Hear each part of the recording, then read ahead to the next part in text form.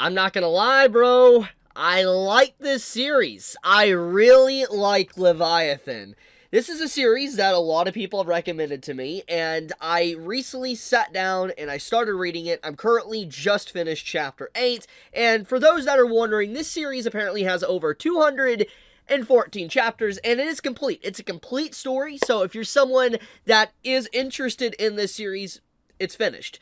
But let's get right into it. So what is Leviathan? What is this about? Because honestly, this series honestly captured me straight from chapter 1. Like, I soon as I read this, I was like, yo, this is actually really freaking good.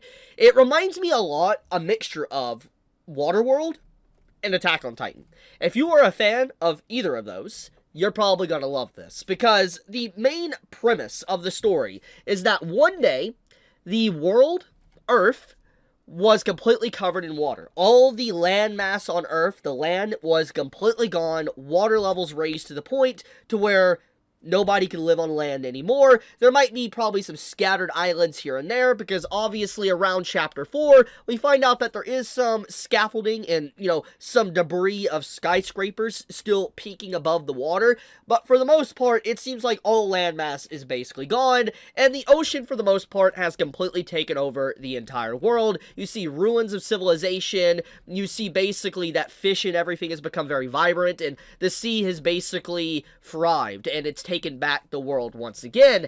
And you can see that humanity itself is trying to survive in this, and you see them actually having to venture to the bottom of the ocean to scavenge for supplies. And like I said, this reminds me a lot of Waterworld. I don't know how many of you guys have ever watched Waterworld, but this heavily reminds me of it. And I feel like whoever wrote this series, like sat down and started writing this, there's probably two thoughts that entered into their head: Waterworld and Attack on Titan, and honestly, it is the best description for it. However, saying it's just Attack on Titan, I think it will do the series injustice. I feel like it's a disservice, honestly, because there is layers to this, more than just it is an Attack on Titan clone, or it's a Waterworld clone. So, let's get into that.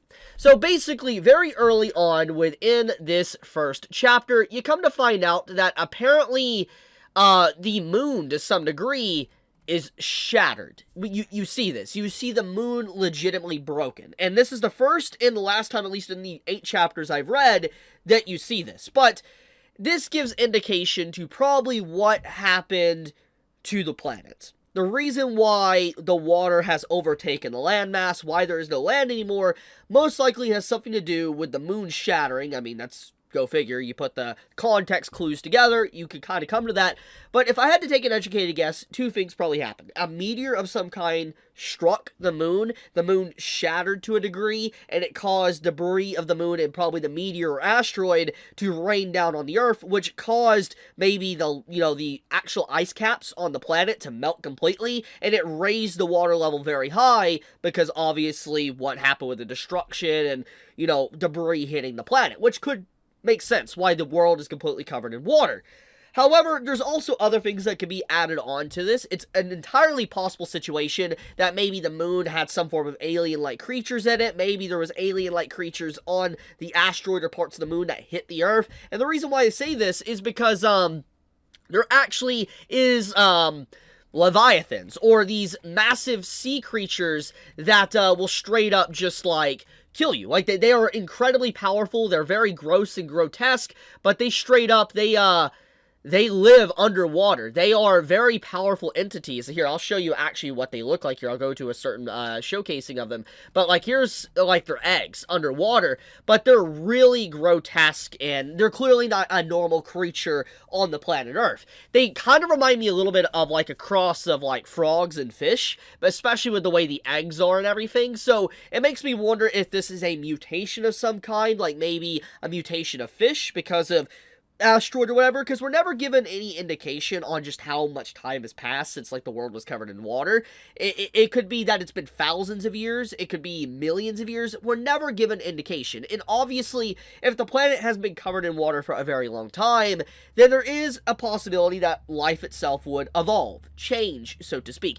Hell, it might go into the realm of Waterworld, where you might actually see some humans gaining gills. I mean, it's a possibility. But the main point I want to talk about is that Leviathan has really got my interest. Like, it actually is an engaging story with some very interesting themes, and characters are actually engaging, because the actual story, at least in the first chapter, you have this dad that obviously, he's trying his best. He has lost his wife, he's raising 2 kids, he realizes every night the Leviathans can attack their boat. They're on borrowed time, so to speak. If they don't find a permanent place of residence or safety, it's all over. And in this case, it eventually allowed them to reach the island that I showed you, but at the cost of the father losing his life. I know that's spoilers, forgive me for that, but he loses his life basically in the second chapter, so it's relatively quickly, which is why I think there is a lot of comparisons to Attack on Titan, because obviously the mother of Eren and how significant that was to Eren in his character development. The same could probably be said for the main character with losing his father, and how significant it is with, you know, the father dying to a Leviathan. But there is a lot of context clues, a lot of setup, especially with this character right here, that she clearly is from an established civilization, maybe a civilization of a bunch of boats tied together, maybe a landmass, a small island to some degree. I'm legitimately curious, but overall, I really like what Leviathan has showcased so far, and the fact that I have found out that it is a completed journey, so if I want to sit down and dedicate some time to it, I could finish it. And judging by what I've been told by people that have recommended me the series for a very long time, they have told me that it is a good series. I have never heard really any complaints about it. Nobody's really ever complained about the ending of Leviathan. I've never heard anything like that. In fact, I've only ever heard praise from it. So that's honestly why I sat down and gave this even a read, because of the constant praise I have seen over the years for it. So, reading it, I understand why. I understand why this is a love series. I understand why people have recommended it to me, because it's good. This is a very good series. I honestly fully recommend this. Like, if you want a good mystery, thriller, little bit of horror with, like, adventure and all that, you're probably gonna like this. Sit down and give it a read. Now, there is some things I can't show, by the way, but this character, holy crap. Like, I can't show it because YouTube would not like it. But it's very obvious, if you have read this chapter, if you're gonna look at anything, look up Chapter 8, okay? Look up Chapter 8 of this. It's free. You could go literally click the link in my description, and you could read this for free, okay? No ads, nothing. But look at this chapter, okay? The artist of this loves this character. The amount of assets is insane. Like, enough said. But with that being said, if you are interested in this series and you do want to read it for yourself, do click the link in the description. You can read it, and I'm going to be honest, it's good. I fully recommend it. Like I said, it has over 200 chapters.